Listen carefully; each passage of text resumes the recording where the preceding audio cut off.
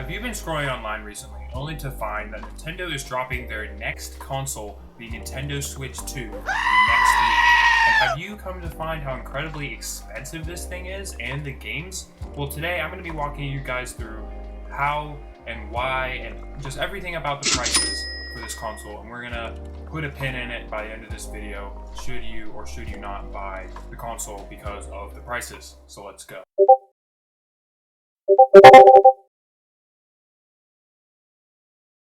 So the first thing I want to say to start this video is that I completely understand if you're a little bit confused about the Switch 2's pricing. I mean, coming from the Switch 1, and even for me, like just coming from the Switch 1 and for anyone else, like the Switch 1 was started at $300. We got an OLED model for $350, and then later down the line, we now have this Switch 2 that's $450, which is a $150 and $100 jump from the original Switches.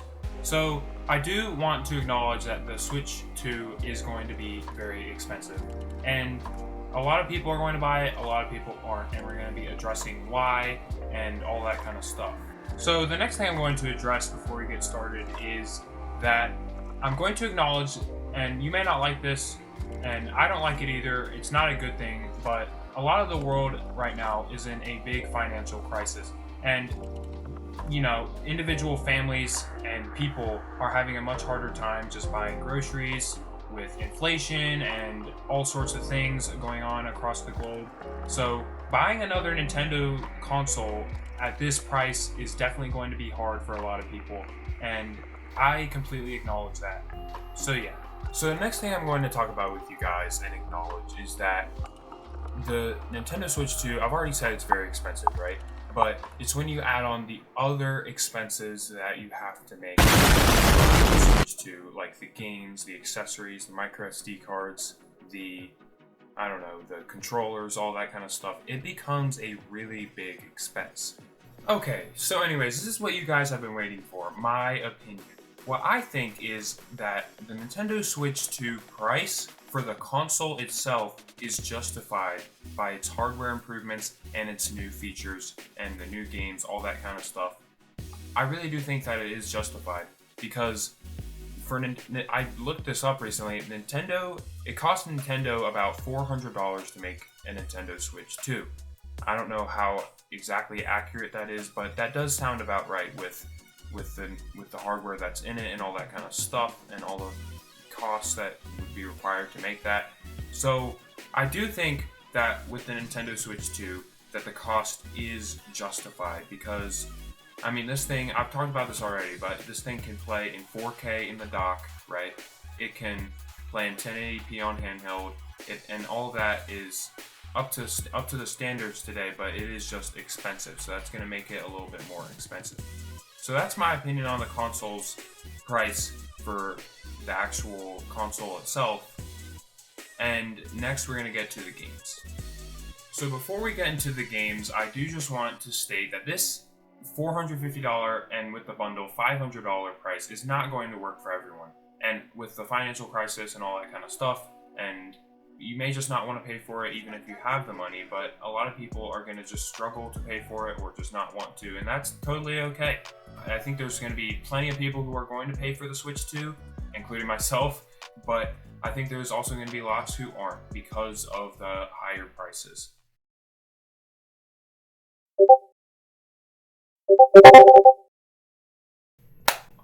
Alright everybody, so this is the part that has produced the most concerns for most people when looking at the Switch 2, is, at least for the pricing, is the game pricing.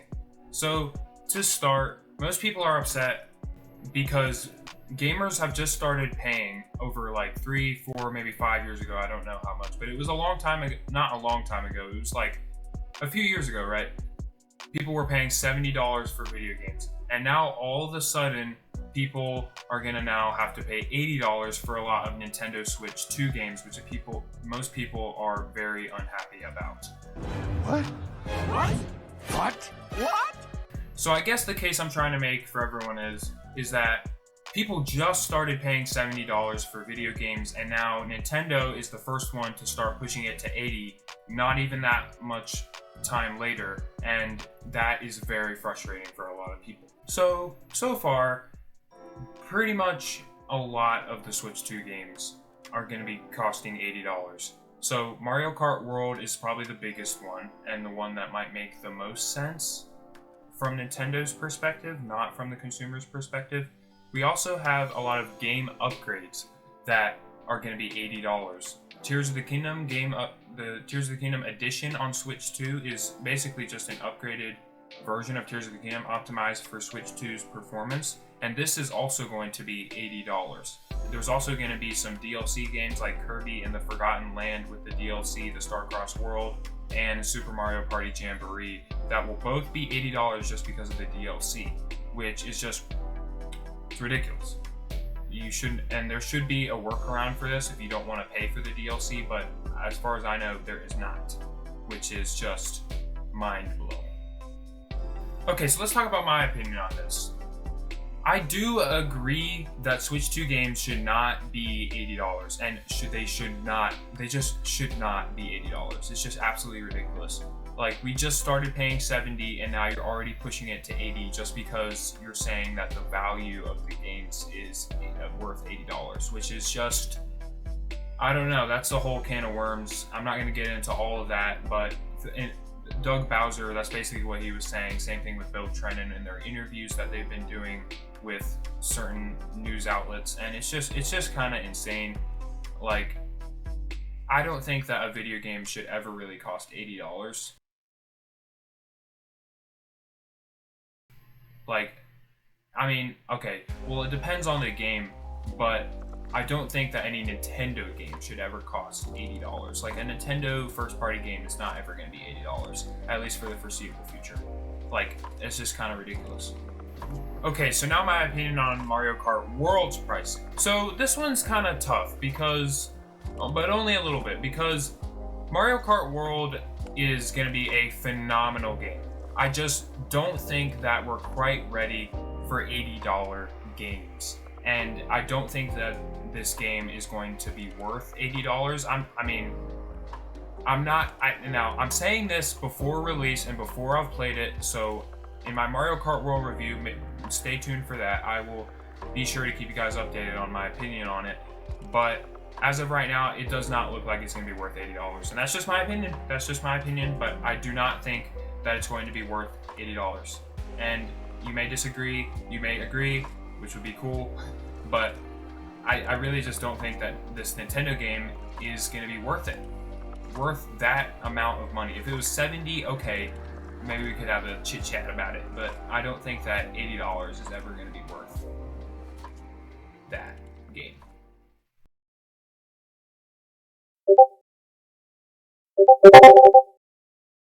Alright everybody, so the last part of this video is going to be, should you guys be paying for these prices? And in the end, it really just comes down to you.